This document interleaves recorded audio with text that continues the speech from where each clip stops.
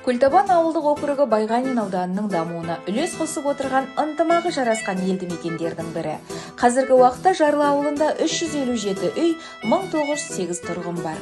Ауыл теміржол арқылы екіге бөлініп жатыр. 19 көшеден тұрады. Елді мекенде бірқатар әлеуметтік және мәдени нысандар жұмыс жасайды. Бұл нысандар ауыл өмірінің тірегі әрі даму көзі. Көктем шығысымен ауыл әкімдігі мекемелермен және тұрғындармен бірлесіп, тазалық және көгалдандыру жұмыстарын жүргізді. Нәтижесінде 15.300-ге жуық түрлі ағаштар мен гүлдер егілді. 360 тонна қоқыс қалдықтары сыртқа шығарылып, ауыл келбеті айтарлықтай жақсарды.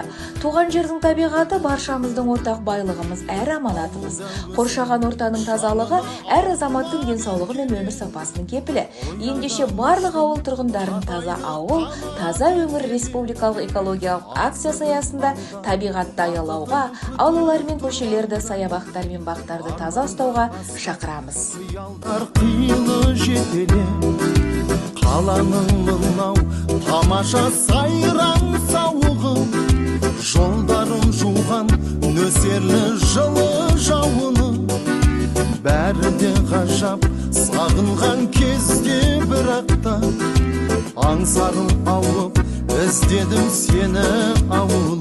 Ауылым аңсадым әппақ таңыңды, тұнық кешіңді, алма бағыңды өзіңе барып, қуып сағымды іздеймін бала, балғын шағымды. Достармен бірге саялап саябақтарын, шаттыққа толы өткізіп қызық шақтарын, жадырап жайнап өтсе де жарқын күндерім, ауылды аңсап жаныма сая таппадым. Ауылыма